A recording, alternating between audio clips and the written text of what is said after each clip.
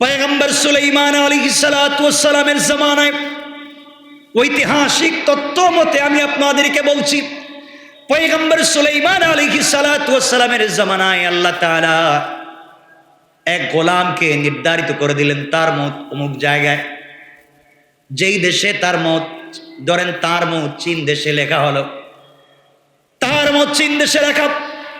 আজরাইল দৌড় দিলেন, ওখানে গিয়ে দেখলেন এই লোকটা নাই। সারা দেশ খুঁজলেন, মৃত্যুর মাত্র কয়েক মিনিট বাকি আছে, তাকে তো কোথাও খুঁজে পাওয়া যাচ্ছে না, কোথায় গেল?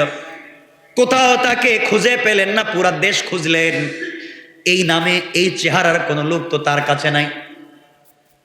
কারণ আল্লাহ তাআলা যার মত লিখে দিয়েছেন তার ছবি সহ, তার বাপ দাদার নাম সহ, সে কোথায় তাকে অস্থায়ী ঠিকানা স্থায়ী ঠিকানা লিখে তা আল্লাহ আজরাইলের কাছে দেন। আজরাইল খুঁজতে লাগলেন, অস্থায়ী স্থায়ী ঠিকানা কোনো জায়গায় নাই, গেল কই? পুরো দেশের ভিতরে নাই। কিছুক্ষণ পরে তার মত। হঠাৎ করে ঘুরতে লাগলেন, ঘুরতে ঘুরতে ভিন্ন একটা দেশে চলে গেলেন। ওখানে গিয়ে দেখেন হযরত সুলাইমান আলাইহিস সালাতু ওয়াস সালাম নসিহত করতেছেন, ওয়াজ করতেছেন। তার সামনে সকল প্রাণীরা বসা, মানুষেরা বসা। তাকাইয়া দেখেন আজরাইল, আজরাইল তাকাইয়া দেখেন ওই জায়গায় লোকটা বসে আছে। কিছুই বললেন না, এমনি তো মাথা গরম, খুঁজে পাচ্ছেন না।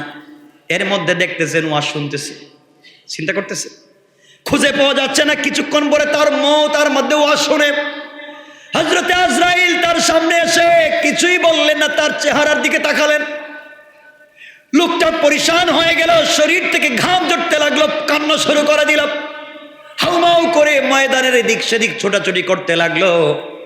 এক পর্যায়ে সুলাইমানকে বলতে লাগলো, পয়গম্বর সুলাইমান, আল্লাহ তাআলা আপনাকে ক্ষমতা দিয়েছেন, আপনাকে বাদশাহী দিয়েছেন, আমাকে এই মুহূর্তে আপনি চীন দেশে পৌঁছায়া দেন। আমি চীন দেশে চলে যেতে চাই। আপনার বাতাস, আপনার কথা শুনে, জিন্নাত কথা শুনে, কয়েক সেকেন্ডের ভিতরে আপনি আমাকে ওখানে পৌঁছায়া দেন। হযরতে সুলাইমান আলাইহিস সালাতু ওয়াস সালাম তাকে সেখানে পৌঁছায়া দিলেন। হযরত সুলাইমান দেখেন জিন্নাত এখানে ঘোরাঘুরি করলে, আজরাইল ঘোরাঘুরি করলে দেখা যায় না। কিছুক্ষণ পরে আবার আজরাইল হাজির।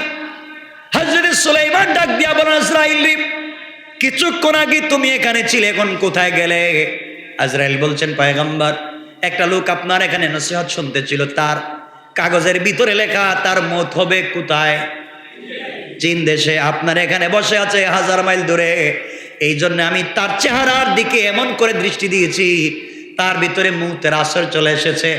আপনি তাকে ওখানে পাঠিয়ে দিয়েছেন, আমি তাকে ওখানে মৃত্যু ঘটাইয়া আবার আপনার প্রোগ্রামে হাজির হয়ে গেলাম। আল্লাহু আকবার। কার কখন কোথায় মৌত হবে কেউ জানে না, একমাত্র জানেন কে? আল্লাহ তাআলা জানেন। সুতরাং এগুলো নিয়ে আমাদেরকে টেনশন করতে হবে না। মৌত একমাত্র কার হাতে? আল্লাহর হাতে। আল্লাহ আমাদেরকে হেফাজত করুক, সকলে বলেন আমিন।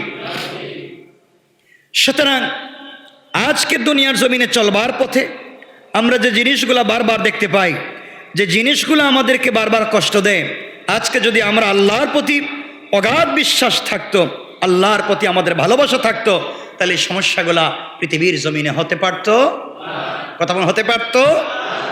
হতে পারতো না।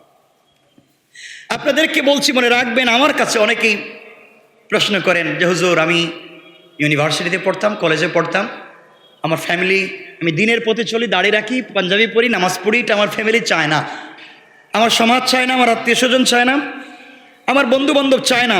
এমত অবস্থায় আমরা কি করতে পারি, কেমনে চলতে পারি? হতে পারে না আপনি দিনের পথে চলেন, আপনাকে অনেকে ডিস্টার্ব করে। আপনি সালাত পড়েন, আপনি দিনের মতো করে চলতে চান, অনেকে এটা সুন্দর চোখে দেখছে না, আপনাকে খারাপ চোখে দেখছে। আপনাকে স্কুলে গেলে, ইউনিভার্সিটিতে গেলে, কলেজে গেলে এবং ফ্যামিলির সোসাইটিতে গেলে আপনাকে ভিন্ন চোখে দেখছে। হয় কি হয় না? হয়। আপনি এগুলো চিন্তিত হয়ে থাকেন। এমত অবস্থায় আমাদের করণীয় কি? আল্লাহ তাআলা তার প্রিয় হাবিব সাল্লাল্লাহু আলাইহি ওয়াসাল্লামকে বলেছেন, ওয়ালাকাদ না'লামু আন্নাকা ইয়াযীকু সাদরুকা বিমা ইয়াকুলুন। আল্লাহ বলছেন, আমি জানি যে আপনি তাদের কথাবার্তায় অনেক কষ্টে পড়ে গিয়েছেন, আমি জানি আপনি তাদের কথাবার্তা শুনে ব্যথিত হচ্ছেন। চিন্তিত হচ্ছেন, আমি নামাজ পড়ছি, আমাকে গালি দিচ্ছে, আমি পাঞ্জাবি পড়ছি, আমাকে টিটকারি করছে, আমি দাড়ি রেখেছি, আমাকে নিয়ে দুষ্টামি করা হচ্ছে, আমি লম্বা একটু সালাতে আসছি, তাহাজ্জুদের সালাত পড়ি, আমাকে নিয়ে ভিন্ন চিন্তা করছে আর বলছে এই লোকটাকে দিয়ে কিছু হবে না। রাসূলকে আল্লাহ তাআলা বলছেন আপনি চিন্তা করবেন না, আপনি এমত অবস্থায় পড়ে গেলে আপনি ভয় পাবেন না। এমত অবস্থায় আপনি কি করবেন? আল্লাহ বলছেন ফাসাব্বিহ বিহামদি রাব্বিকা ওয়া কুম মিনাস সাজিদিন। ফাসাব্বিহ বিহামদি রাব্বিক ওয়া কুম মিনাস সাজিদিন। আল্লাহ বলছেন আপনি আপনার রবের প্রশংসায় বেশি বেশি করে তাসবিহ পাঠ করুন এবং সেজদাকারীদের অন্তর্ভুক্ত হয়ে যান। আপনি যদি সেজদাকারীদের অন্তর্ভুক্ত হয়ে বেশি বেশি তাসবিহ পড়েন, পৃথিবীর কে কি বলছে কিচ্ছু করতে পারবে না, একমাত্র আমি আল্লাহ তোমার জন্য যথেষ্ট হয়ে যাব। সুবহানাল্লাহ। তো আসতে বললেন। আল্লাহ বলছেন কেউ কিচ্ছু করতে পারবে না, আমি তোমার জন্য যথেষ্ট। হাসবি আল্লাহ, হাসবুন আল্লাহ, একমাত্র আমাদের জন্য যথেষ্ট কে? আল্লাহ। আল্লাহ বলছেন এমন অবস্থায় পড়লে আপনি সাজদা করবেন, বেশি বেশি করে তাসবিহ পড়বেন। এরপর আরেক জায়গায় আল্লাহ বলছেন ফাসবির আলা মা ইয়াকুলুন ওয়া সাব্বিহ বিহামদি রাব্বিকা ক্বাবলা তুলুইশ শামসি ওয়া ক্বাবলা গুরুবিহা। আল্লাহ রাব্বুল ইজ্জত ওয়াল জালাল বলছেন যারা আপনাকে মিথ্যাভাবে অপমান করতে চায়, আপনাকে কষ্ট দিতে চায়, আপনাকে অপমানজনক কথাবার্তা বলছে, আপনার দিলে কষ্ট লাগে, আপনার রাস্তায় চলতে গেলে টিটকারি করে, বন্ধু বান্ধব আপনাকে কষ্ট দেয়, আপনি তাদের কষ্টে আপনি ব্যতীত হবেন না। আল্লাহ বলছেন আপনার কাজ হচ্ছে ফাসবির, আপনি ধৈর্য ধারণ করুন, আপনি ধৈর্য ধারণ করুন। ওয়াসাব্বিহ বিহামদি রাব্বিকা, এবং আপনি কি করবেন? বেশি বেশি করে তাসবিহ পড়বেন। কখন? আল্লাহ রাব্বুল ইজ্জত ওয়াল জালাল বলছেন আপনি সূর্য উদয়ের পূর্বে এবং সূর্যাস্তের পূর্বে আপনার প্রতিপালকের প্রশংসা তাসবিহ পড়ুন।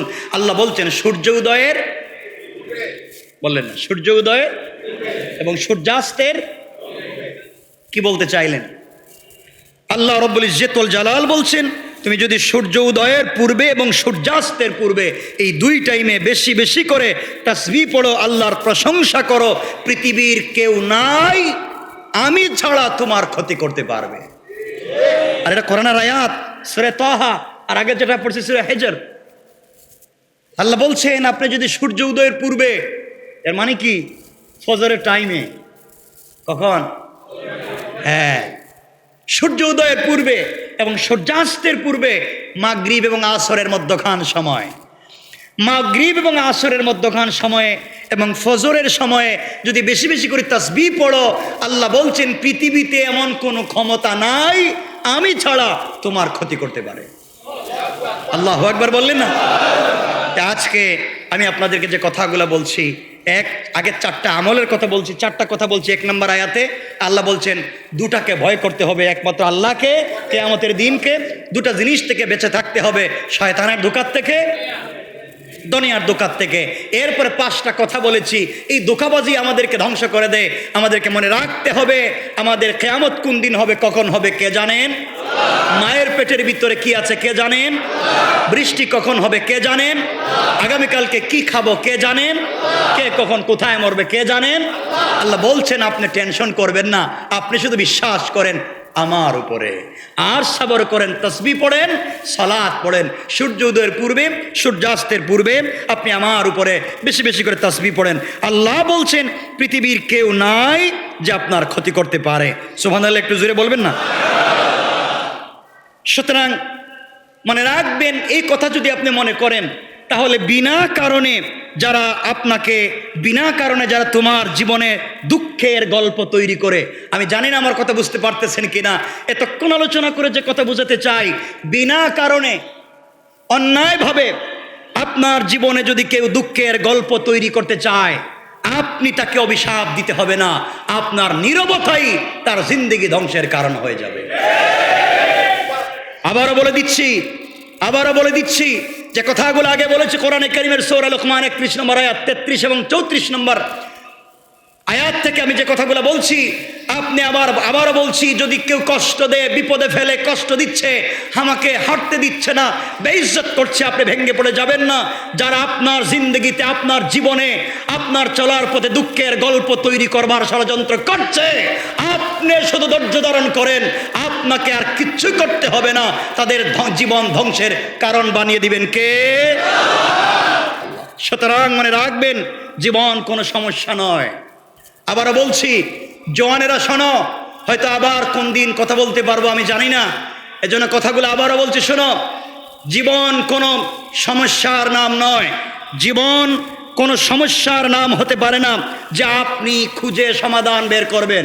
আবারও বলছি, জীবন কোনো সমস্যা নয় যে আপনি সমাধান বের করবেন। জীবন হচ্ছে একটা বাস্তব অভিজ্ঞতার নাম। জীবন হচ্ছে আপনাকে একটা বাস্তব অভিজ্ঞতা, যেখান থেকে আপনি প্রতিক্ষণ, জীবন হচ্ছে একটা বাস্তবতা। জীবন হচ্ছে একটা বাস্তবতা, যেখানে চলার পথে প্রত্যেকটা মুহূর্তে আপনি অভিজ্ঞতা সঞ্চয় করতে পারেন। জীবন কোনো সমস্যা নয় যে আপনি সমাধান করবেন, কারণ জীবন দিয়েছেন কে? আল্লাহ। এখানে আপনি কি সমাধান করতে যাবেন? জীবন দিয়েছেন যে, সমাধান কার কাছে? সুতরাং জীবন হচ্ছে একটা বাস্তবতা, জীবন হচ্ছে একটা বাস্তব লাইফ। সুতরাং বাস্তবতায় চললে আপনি চলার পথে অভিজ্ঞতা অর্জন করতে পারেন। সুতরাং কে কি বলছে, কে কি করছে, ওখানে কান না দিয়ে আমাদেরকে চলতে হবে বিশ্বাস করে, ভয় করে। কার উপরে? আল্লাহর উপরে। সময় কমে গেল, কথা চাইলেও আমি লম্বা করতে পারছি না। আমার মন চায় এই কথাগুলো বলবার পরে হযরতে জাবির ইবনে আব্দুল্লাহ রাদিয়াল্লাহু তাআলা আনহুর জিন্দেগি থেকে আমি দু চারটা কথা বলি। হযরতে জাবের রাসূল পাক সাল্লাল্লাহু আলাইহি ওয়াসাল্লামের শেষ সাহাবী, যার বাপের নাম হযরতে আব্দুল্লাহ রাদিয়াল্লাহু তাআলা আনহু। হযরতে জাবের, তার বাপ রাসূল পাককে কতটুকু ভালোবাসতেন। হযরতে জাবেরের কথা বললেই তো লম্বা হয়ে যায়, তার বাপের কথা বলি। মনে পড়ে গেল জাবের রাদিয়াল্লাহু তাআলার পিতার নাম হযরতে আব্দুল্লাহ রাদিয়াল্লাহু তাআলা আনহু উহুদের যুদ্ধে শহীদ হয়েছেন। শহীদ হওয়ার আগের রাত্রে জাবেরকে ডাকলেন, জাবের আসো। জাবের কাছে পিচ্চি মানুষ, ছোট মানুষ, বসছেন বাবার কাছে। বাপ বলছেন, জাবের, এই পৃথিবীর পূর্ব থেকে পশ্চিম, উত্তর থেকে দক্ষিণ যা আছে সব কিছু থেকে আমি বাপ তোমাকে ভালোবাসি। সুবহানাল্লাহ বললেন। জাবের বলছেন, আব্বা জান, আমিও আপনার ছেলে, আপনি আমাকে ভালোবাসবেন না তো কাকে ভালোবাসবেন? আমি জানি আপনি আমাকে ভালোবাসেন। আবার বলছেন, জাবের, আমি আব্দুল্লাহ বলছি, এই পৃথিবীতে একমাত্র তোমাকে সব থেকে বেশি ভালোবাসি। জাবের বলছেন, বাবা ঠিক আছে, মানলাম, কি বলতে চান? হযরত আব্দুল্লাহ বলছেন, একটা কথা বলার জন্যই বলছি, এই এতক্ষণ যা বললাম তোমাকে ভালোবাসি পৃথিবীর সবচাইতে বেশি, মনে রাখবা এখানে একজন মানুষকে আলাদা রেখেছি, তিনি আমার কলিজার টুকরা নবী মুহাম্মদ রাসূলুল্লাহ সাল্লাল্লাহু আলাইহি ওয়াসাল্লাম। ও জাবের, পৃথিবীর সব থেকে তোমাকে ভালোবাসি এর অর্থ এটা নয় যে আমি আমার রসুল থেকে তোমাকে ভালোবাসি, বরং আমি আমার রসুলের জন্য আমি জাবেরকে হাজার বার যদি ইসলামের জন্য জাবেরকে দুনিয়া থেকে বিদায় করতে হয়, আমি আব্দুল্লাহ তাতে রাজি। আল্লাহু আকবার। জাবের, তোমাকে বলতে চাই, রাসূল পাক আমাকে বলছেন উহুদের যুদ্ধে চলে যাওয়ার জন্য, আমি চলে যাচ্ছি, আর আমি দেখতে পাচ্ছি, সুঘ্রাণ পাচ্ছি, উহুদের ময়দানে যারা প্রথম কাতারে শহীদ হবে, আমি আব্দুল্লাহ মনে হয় প্রথম কাতারে থাকবো। সুতরাং আমি মরে গেলে বাবার জন্য দোয়া কইরো, বোনদের সাথে ভালো ব্যবহার করবে, ফুফুদের খবর নিবে, আর আমি বাপ যে রাসূলের জন্য জীবন দিতে যাই, আমার চাইতে সে রাসূলকে বেশি ভালোবাসবে। সুবহানাল্লাহ বললেন না? আমার চাইতে সে রাসূলকে বেশি ভালোবাসবে। কথাগুলো লম্বা। হযরতে জাবের রাদিয়াল্লাহু তাআলা আনহুর বাপ হযরতে আব্দুল্লাহ যুদ্ধে চলে গেলেন। আমার বন্ধুগণ, যুদ্ধে যাওয়ার পরে দীর্ঘক্ষণ যুদ্ধ করলেন, শহীদ হয়ে গেলেন। শহীদ হয়ে যাওয়ার পরে কাফেরেরা হযরতে আব্দুল্লাহর লাশকে টুকরা টুকরা করে দিল। নাক কেটেছে, কান কেটেছে, হাত পা কেটে দিয়েছে, চিনা যায় না। হযরতে আব্দুল্লাহর লাশ পড়ে আছে, একত্রিত করা হলো। রাসূল পাক সাল্লাল্লাহু আলাইহি ওয়াসাল্লাম বললেন, কে এসেছে? সাহাবায়ে কেরাম বলছেন, ইয়া রাসূলুল্লাহ, আব্দুল্লাহর ছেলে জাবের এবং তার ফুফু এসেছেন। তাকে লাশ দেখানো যাবে না, ছোট্ট মানুষ, বাবার লাশ দেখলে কষ্ট পাবে। নবীজি বললেন, না না, তার বাপের লাশ দেখাও, তার বোনকেও ফুফুকেও লাশটা দেখাও। হযরতে আব্দুল্লাহ রাদিয়াল্লাহু তাআলা আনহুর হাত পা সব একত্রিত করা হলো। হযরতে জাবের বাবার লাশ দেখলেন, এক ফোঁটা চোখের পানি পড়ে গেল। বোন তার ভাইয়ের লাশ দেখে হাউমাউ করে কাঁদতে লাগলেন। নবীজি ডাক দিয়া বলেন, ও সাহাবীরা, কার কান্নার আওয়াজ শোনা যায়? একজন মেয়ে মানুষের কান্নার আওয়াজ শোনা যায়, বলো কে? সাহাবায়ে কেরাম বলছেন, ইয়া রাসূলুল্লাহ, আব্দুল্লাহর বোন হাউমাউ করে কাঁদতেছে। নবীজি বলেন, সাহাবীরা রে, যতক্ষণ পর্যন্ত আব্দুল্লাহর লাশ এই জামিন থেকে উঠানো না হবে, ততক্ষণ পর্যন্ত আল্লাহ রহমতের হাজারো লাখো কোটি ফেরেশতা আমার আব্দুল্লাহর লাশকে ঘিরে তার জন্যে রহমতের দোয়া করে করে বাতাস দিতে আছে। আল্লাহু আকবার। হযরতে জাবের বাবার লাশ থেকে হাউমাউ করে কাঁদতে লাগলেন।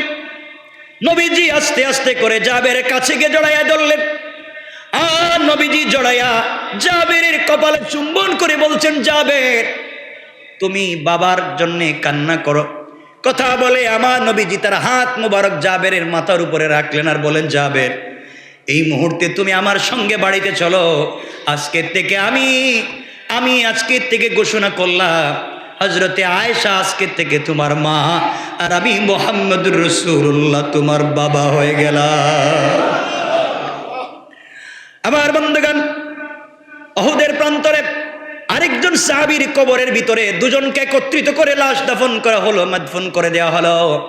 6 মাস পরে হযরতে জাবের চিন্তা করলেন, বাবার লাশকে আলাদা করে ফেলি, একটা কবরে দুইজনের লাশ আলাদা করে ফেলি। 6 মাস পরে কবর খনন করলেন।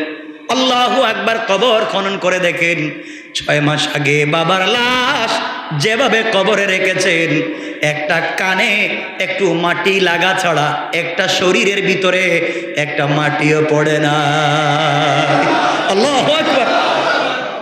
এটা তো 6 মাসের কথা বললাম। 40 বছর পরে হযরতে মুআবিয়া রাদিয়াল্লাহু তাআলা আনহুর জামানায় যখন উহুদকে খনন করার প্রয়োজন পড়ল, খনন করতে যখন গেলেন, 40 বছর পরে আব্দুল্লাহর কবর যখন খনন করা হয়েছে, 40 বছর আগে যেইভাবে লাশ রেখে দেওয়া হয়েছে, নবীজির ভালোবাসার কারণে 40 বছর পরে লাশ এভাবেই কাফন সহ অক্ষত রয়ে গিয়েছে। আল্লাহু আকবার বলেন। তারা রাসূলকে কেমন ভালোবাসতেন, আল্লাহকে কতটুকু ভালোবাসতেন, আর সেদিকে যেতে চাই না। আব্দুল্লাহর কথা বহুত লম্বা। এরপরে হযরতে জাবেরের সঙ্গে রাসূলের অনেক স্মৃতি আছে, কথা বলতে চাইছিলাম এগুলা। জিন্দেগির শেষ জিন্দেগির স্মৃতি জাবেরের সঙ্গে, যেহেতু জাবের ছোট ছিলেন, খন্দকের যুদ্ধে রাসূলের সঙ্গে ছিলেন, রাসূলের পেটে পাথর ছিল, জাবের কি করেছিলেন। এরপরে 74 হিজরিতে যখন হাজ্জাজ ইবনে ইউসুফ খলিফা বাদশাহ হয়ে গেল, তখন তাদের উপরে কি হয়েছিল হাজ্জাজের মাধ্যমে। 78 হিজরিতে তিনি যখন ইন্তেকাল করেন, তখন কি অবস্থান হয়েছিল, কি করেছিলেন, সে কথাগুলো অনেক লম্বা, আমি আর সেদিকে যেতে চাই না। আপনারা আমার জন্য দোয়া করবেন, আমি আপনাদের জন্য দোয়া করতে চাই। কথা যতটুকু বলেছি আজকে আশা করি মনে থাকবে ইনশাআল্লাহ। মনে থাকবে না আপনাদের? মনে থাকবে না? কয়টা কথা বলেছি প্রথমে? কয়টা কথা বললেন না? আমি সর্বমোট কথা বলেছি 9টার একটা 10টা। কয়টা? 1 নম্বর আয়াতে বলেছি আল্লাহকে ভয় করতে হবে, কিয়ামতের দিনকে ভয় করতে হবে। ওই আয়াতের দ্বিতীয় অংশে বলেছি শয়তান এবং দুনিয়া থেকে, ধোঁকা থেকে বাঁচতে হবে। শেষ আয়াতে বলছি 5টা। 1 নম্বর, কিয়ামত কখন হবে কেউ জানে না, জানেন কে? মায়ের পেটে কি আছে জানেন কে? বৃষ্টি কোথায় হবে জানেন কে? আগামীকালকে কি খাবো জানেন কে? কে কোথায় মরবো জানেন কে? সব কিছু বলে যে কথা বলতে চাইলাম, আমাদের অন্তরে যদি রাসূল পাক সাল্লাল্লাহু আলাইহি ওয়াসাল্লামের বিশ্বাস, রাসূল ইসলামের প্রতি ভালোবাসা এবং আল্লাহর প্রতি অগাধ বিশ্বাস থাকে, আল্লাহ বলছেন পৃথিবীর কে তোমাকে কি কে বললো এগুলো জানবার দরকার নাই। সূর্যাস্তের পূর্বে এবং সূর্য উদয়ের পূর্বে বেশি বেশি করে তাসবিহ পড়ো, পৃথিবীর সব তোমার বিরুদ্ধে চলে গেলেও বাঁচিয়ে রাখবেন কে? আল্লাহ আমাদের হেফাজত করো। লা ইলাহা ইল্লাল্লাহ, লা ইলাহা ইল্লাল্লাহ, লা ইলাহা ইল্লাল্লাহ লা ইলাহা ইল্লাল্লাহ লা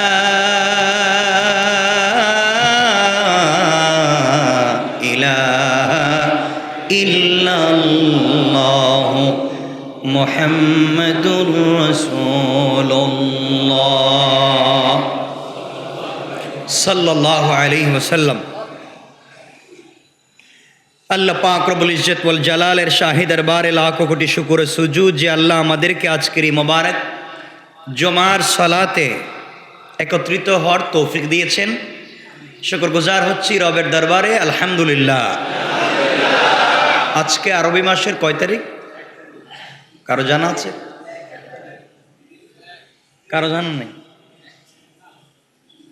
1 তারিখ, মানে এতটুকুন জানা দরকার নেই? আপনি সব জানলেন। আল্লাহ যেটাকে বলছেন মাস, সেটা আপনি জানতে পারলেন না। সফর মাসের 1 তারিখ, নতুন বৎসর শুরু হয়েছে। মৃতপ্রায় সুন্নতকে জিন্দা করা আমাদের দরকার। মনে রাখবেন, প্রথম চাঁদ দেখলে দোয়া করবেন। অনেক ফজিলত, অনেক বারাকা হায়াতের মধ্যে খায়রিয়ত হয় নতুন চাঁদ দেখে দোয়া পড়ার মধ্য দিয়ে। এটা করবেন আপনারা বেশি বেশি করে ইনশাআল্লাহ। আমরা খুব বেশি কথা শুনবো না। কোরআনে কারীমের 21 নম্বর পারার 31 নম্বর সূরা সূরা লুকমানের শেষ আয়াতের উপরের আয়াত আমি তেলাওয়াত করেছি, অর্থাৎ 33 নম্বর আয়াত। যেহেতু সূরা 34টা আয়াত দিয়ে শেষ করা হয়েছে, খুব লম্বা চওড়া কথা নয়। আল্লাহ তাআলা আমাদেরকে পৃথিবীতে প্রেরণ করেছেন, আমরা আবার চলে যাব, কেউ আগে কেউ পরে। চলে যেন যেতে পারি আল্লাহ তাআলাকে সন্তুষ্ট করে। কাকে? আমি পৃথিবীর সকল মানুষকে সন্তুষ্ট করতে পারলাম, আল্লাহকে সন্তুষ্ট করতে পারলাম না। আমার জীবনে যেন ব্যর্থতার শেষ নাই। আমি আল্লাহকে সন্তুষ্ট করতে পেরেছি, পুরা দুনিয়ার মানুষ যদি আমার উপর অসন্তুষ্ট হয়ে যায়, দুনিয়া মিলে যদি আমাকে গালিয়ে দেয়, আল্লাহ যদি আমার উপরে সন্তুষ্ট হয়ে যায়, আমি দুনিয়াও পেয়েছি, আখিরাতও পেয়েছি। কথা বুঝতে পেরেছেন? এজন্য আমাদের জিন্দেগির পণ আর প্রতিজ্ঞা হবে দুনিয়ার মানুষকে সন্তুষ্ট করা নয়, এমন কাজ করে যেতে হবে যে হাজারো হাজারো বৎসর যেন এই দুনিয়ার বনি আদম এবং ফেরেশতারা আমাদের জন্য দোয়া করতে থাকে। ইনশাআল্লাহ বলেন ইনশাআল্লাহ। আমি যে আয়াত থেকে তেলাওয়াত করেছি, আল্লাহ তাআলা বলেছেন, ইয়া আইয়ুহান নাসুত্তাকু রাব্বাকুম। আল্লাহ বলছেন, হে মানব জাতি। কাকে বলছেন? মানুষকে। আল্লাহ বলছেন, হে মানব জাতি, তোমরা তোমাদের পালনকর্তাকে ভয় করো। ইয়া আইয়ুহান নাসুত্তাকু রাব্বাকুম, তোমরা তোমাদের পালনকর্তাকে ভয় করো। কাকে ভয় করো? কাকে? কাকে? আমাদের পালনকর্তা, আমাদের সৃষ্টিকর্তা, আমাদের রিজিক দাতা কে? সকলে বলেন কে? আমাদের ইজ্জতের মালিক কে? আল্লাহ যদি কাউকে ইজ্জত দিতে চায়, আল্লাহ যদি কাউকে সম্মান দিতে চায়, আপনি আমি হাজারো চেষ্টা করে তার ইজ্জত নষ্ট করবার কোনো সুযোগ নাই।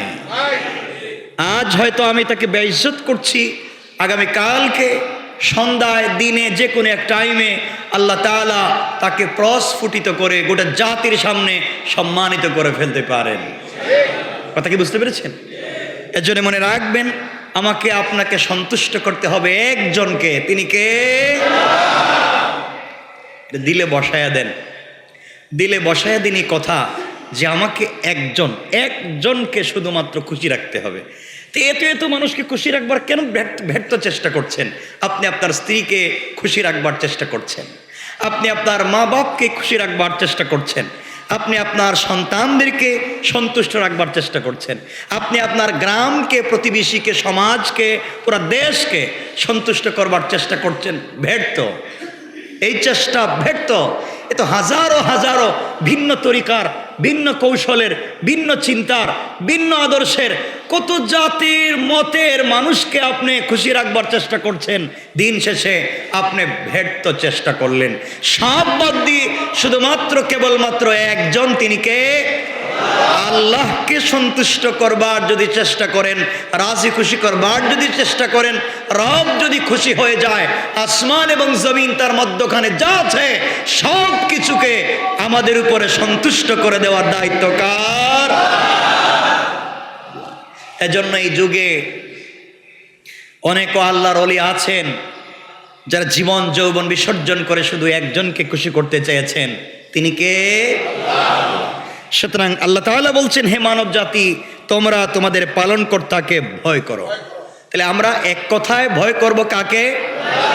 না আমাকে, না দুনিয়ার কোনো দায়িত্বশীল বিশাল বড় ক্ষমতার মালিক তাকে? কাকে? আল্লাহকে। এরপর আল্লাহ রব্বুল ইজ্জত ওয়াল জালাল বলছেন,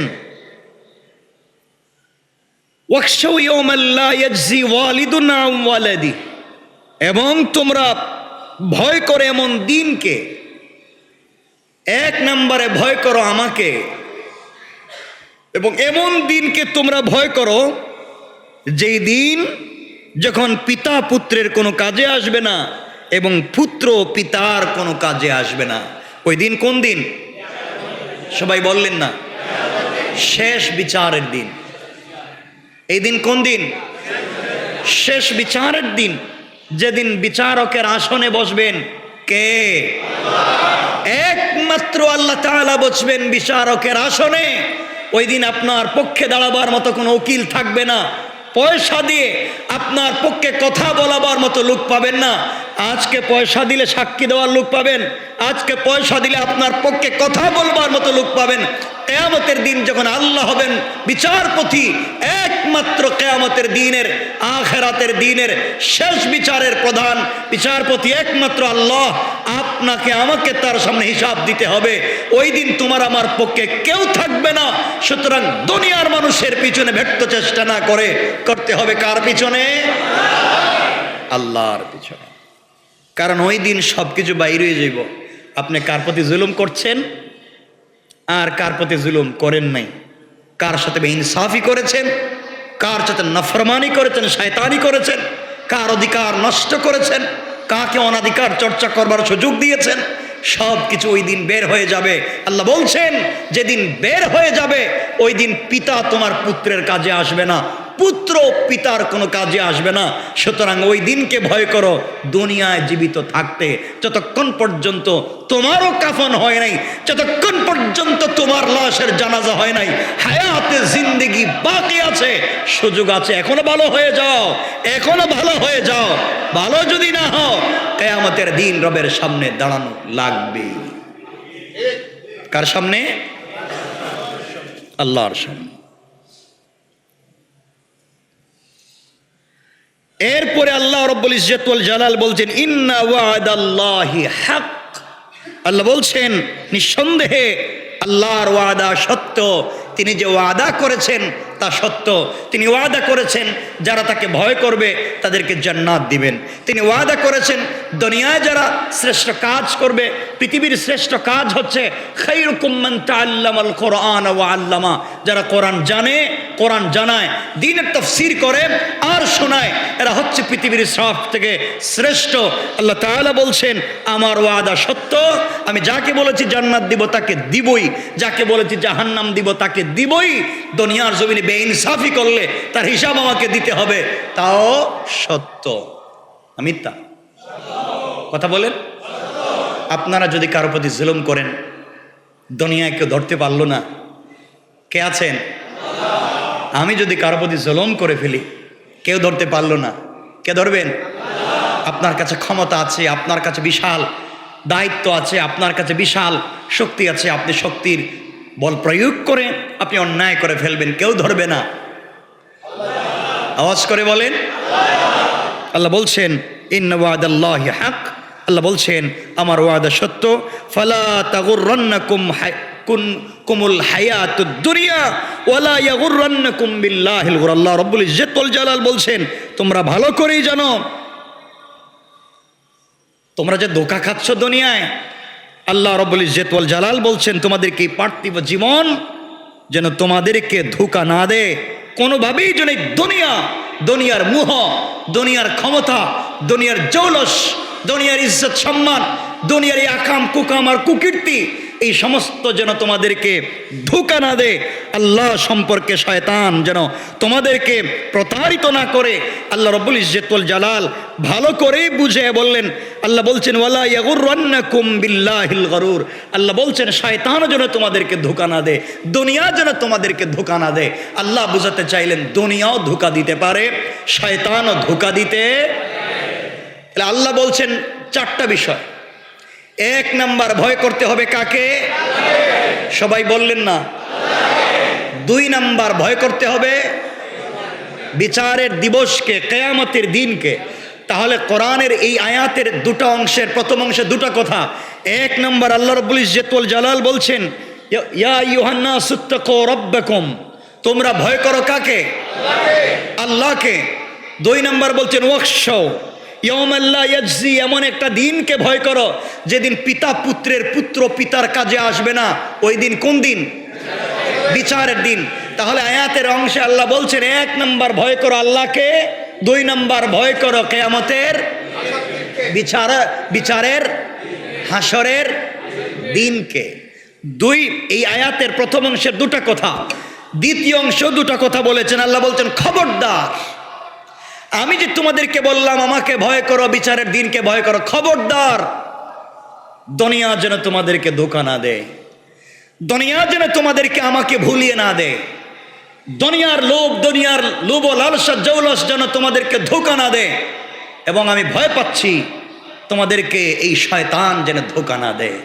আজ আমরা দুনিয়ার ধোঁকায় এবং শয়তানের ধোঁকায় পড়ে আল্লাহকে ভুলে বসে আছি, ঠিক কিনা বলে? তাহলে আমরা কোরআনে কারীমের 21 নম্বর পারার 31 নম্বর সূরা লোকমানের 33 নম্বর আয়াতে 4টা বিষয় পাইলাম। কয়টা? এটা মনে থাকবে তো আপনাদের? কয়টা? 1 নাম্বার, কথা বলেন না।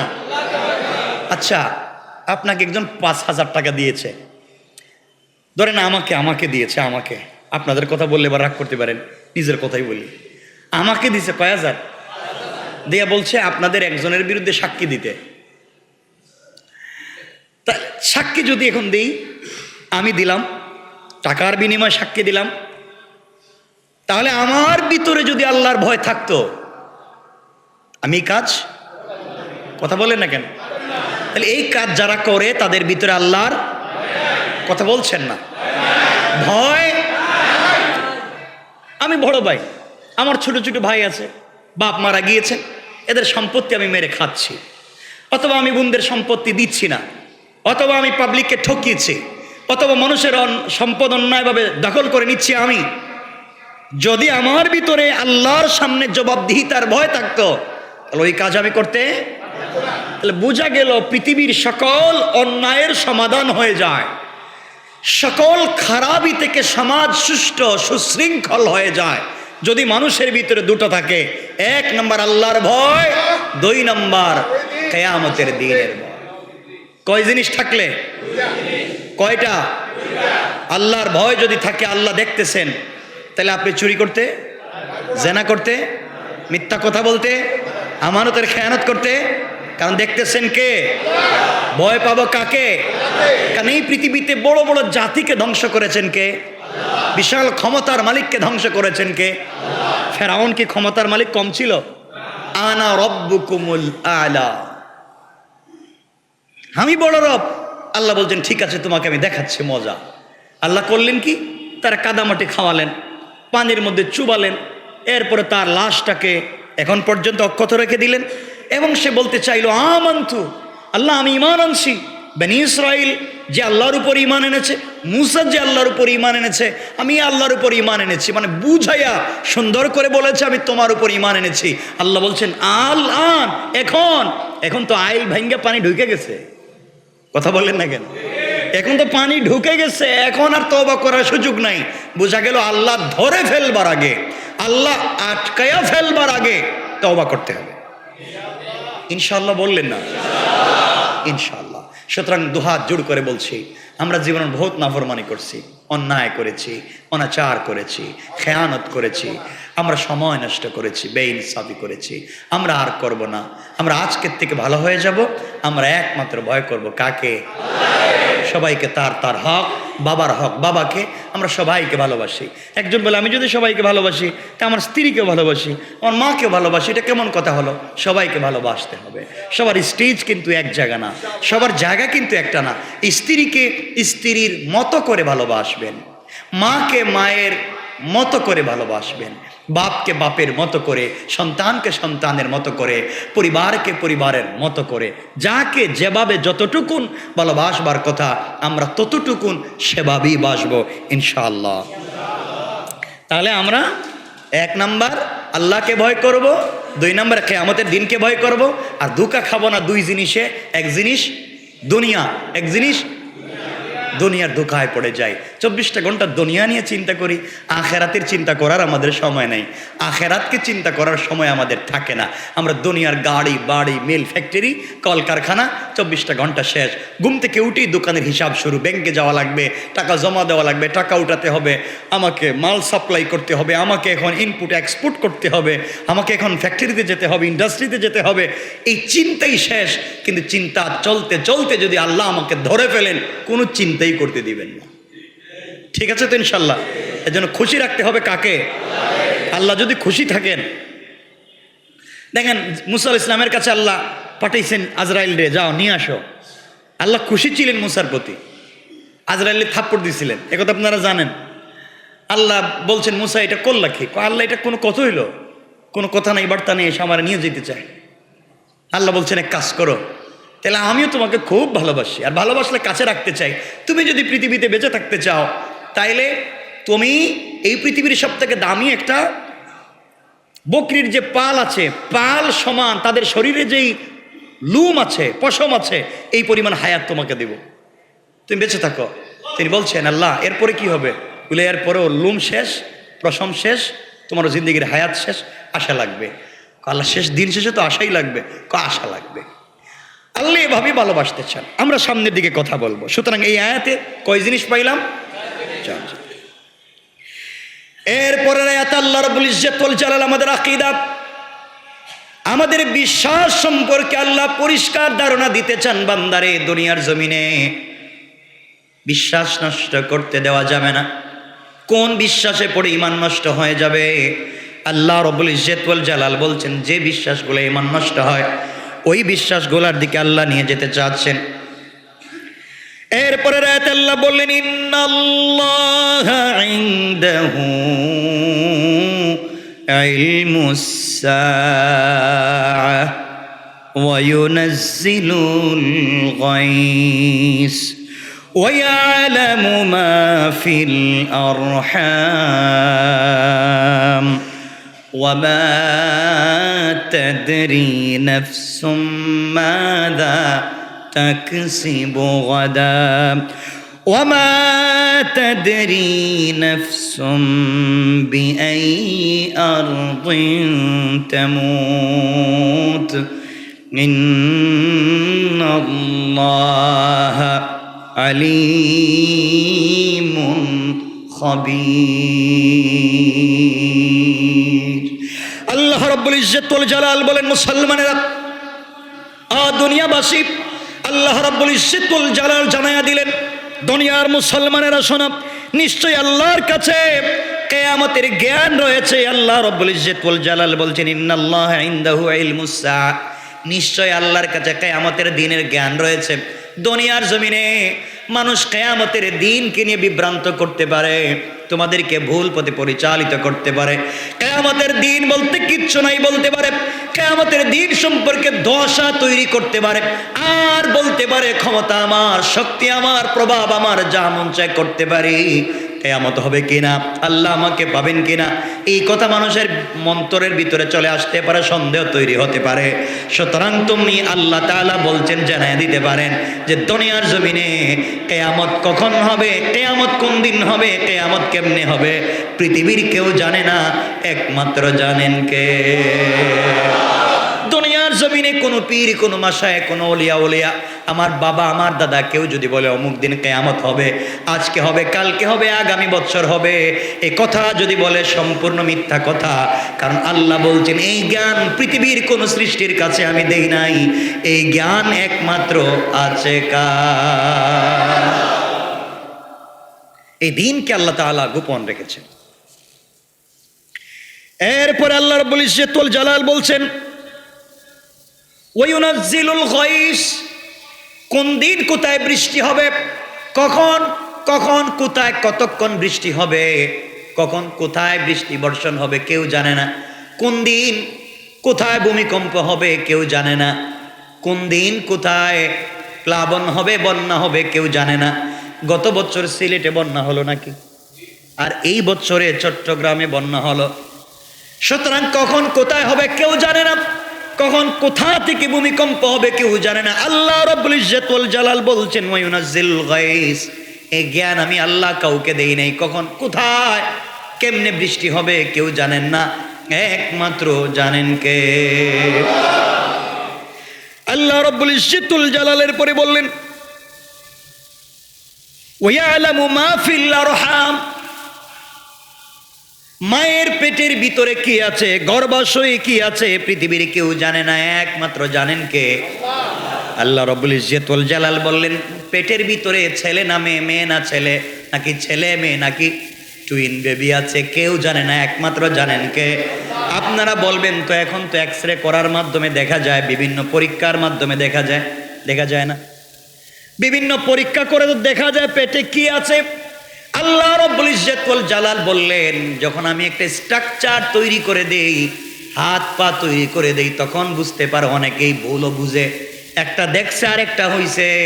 আল্লাহ বলেন মেশিনে তারে দেখাইছে যখন আমি স্ট্রাকচার তৈরি করে দিলাম। কেন যখন কোনো স্ট্রাকচার ছিল না, যখন বাবার পিঠ থেকে নির্গত হওয়া, সবেগে নির্গত হয় এক ফোঁটা নাপাক পানি, যখন মায়ের রেহেমের ভিতরে যায়, পৃথিবীর কোনো মেশিন বলতে পারবে না এই পেটের ভিতরে কি আছে, একমাত্র জানেন কে? আল্লাহ বলছেন এই বিশ্বাসগুলো তোমাদের জানা লাগবে, রাখা লাগবে। এই বিশ্বাসগুলায় যদি তোমাদের ভুল হয় ঈমান থাকবে না। আল্লাহ রাব্বুল ইজ্জতুল জালাল বুঝাতে চাইলেন কিয়ামত কখন হবে কেউ জানে না, জানেন কে? দুই নাম্বার আল্লাহ রাব্বুল ইজ্জতুল জালাল বুঝাতে চাইলেন বৃষ্টি কখন হবে কেউ জানে না, জানেন কে? তিন নাম্বার আল্লাহ রাব্বুল ইজ্জতুল জালাল বললেন মায়ের পেটের ভিতরে কি আছে কেউ জানে না, কে জানেন? আরো জোরে বলেন। এরপর আল্লাহ বললেন ওয়ামা তাদরি নাফসুম মাযা তাকসিবু গাদা। আল্লাহ রাব্বুল ইজ্জতুল জালাল বললেন কেউ জানে না আগামীকালকে সে কি উপার্জন করবে এবং কি করবে কেউ জানে না, একমাত্র জানেন কে? আল্লাহ রাব্বুল ইজ্জতুল জালাল বলেন আগামীকালকে সে কি উপার্জন করবে। হয়তো উপার্জনের জন্য বের হয়েছে, রাস্তায় মরে গিয়েছে, জানে না কি উপার্জন করবে। হয়তো চাইছে একটা পেয়ে গেছে আরেকটা। আল্লাহ বুঝাতে চাইলেন আগামীকালকে কি উপার্জন করবে, কি খাবে কেউ জানে না, একমাত্র জানেন কে? আপনি আজকে 2.5 কেজি 3 কেজি ওজনের ইলিশ মাছ কিনলেন, বড় একটা খাসি কিনলেন, আগামীকালকে খাবেন। বাড়িতে পাঠাইয়া দিছেন ঠিকই, রাত্রবেলা ঘুমাইছেন, আপনি জানেন না। ঘুমের বিছানায় আপনি মরে যেতে পারেন কি পারেন না? আমি মরে যেতে পারি কি পারি না? সুতরাং আগামীকালকে কি খাবো, আগামীকালকে কি উপার্জন করব পৃথিবীর কেউ জানে না, একমাত্র জানেন কে? আওয়াজ করে বলেন। এরপর আল্লাহ রাব্বুল ইজ্জতুল জালাল বললেন ওয়ামা তাদরি নাফসুম বিআই আরদিন তামুত। আল্লাহ রাব্বুল ইজ্জতুল জালাল বলতে চাইলেন কোন দেশে কে কখন কোন দেশে কে কখন কোন দেশে কোথায় কেমনে মরবে কেউ জানে না, একমাত্র জানেন কে?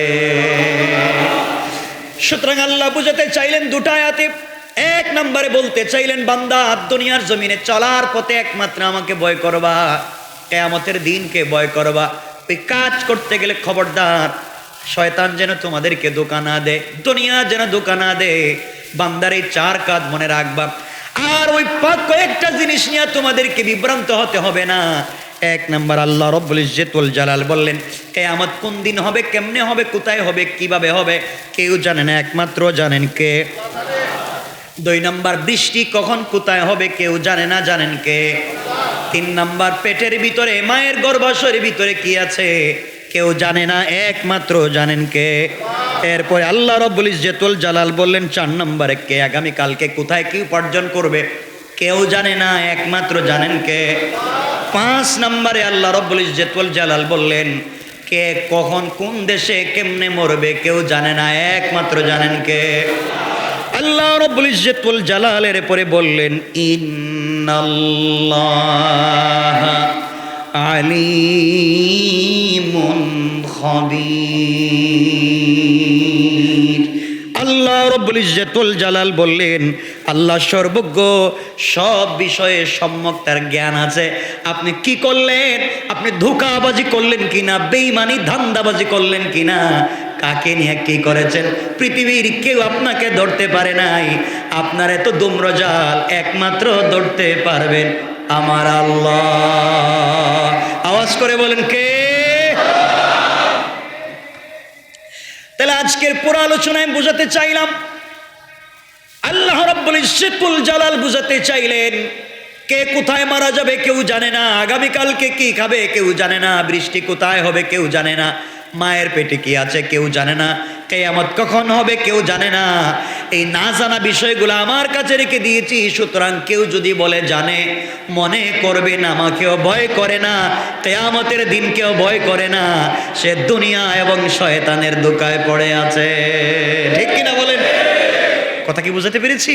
দুটো আয়াতকে মিলিয়ে দেওয়ার জন্যই কথাগুলো বলছি। আল্লাহ রব্বুল ইজ্জত ওয়াল জালাল বুঝাতে চাইলেন কেউ যদি দেখো আগামীকালকে কি খাবে তা নিয়ে ব্যতিব্যস্ত হয়ে গিয়েছে, আগামীকালকে কি করবে তা নিয়ে ব্যতিব্যস্ত হয়ে গিয়েছে, টাকা কোথায় রাখবে, বাড়ি কোথায় রাখবে, এগুলা নিয়ে দুনিয়া নিয়ে ব্যস্ত হয়ে গিয়েছে, বুঝতে পারবা তার ভিতরে আমি আল্লাহকে দিয়ে কিয়ামতের দিনকে নিয়ে ন্যূনতম ভয় নাই। আজান হয়ে যাওয়ার পরে মসজিদে নামাজে যায় না, সত্য মিথ্যা জানবার পরে সত্যের পক্ষে দাঁড়ায় না, বুঝতে পারবা তার ভিতরে আমি আল্লাহকে দিয়ে কোনো ভয়। সবাই বললেন না? আপনি জানেন যে দুটো পার্ট হয়ে গিয়েছে, এটা সত্য এটা মিথ্যা, আপনি বললেন আমি নিরপেক্ষ।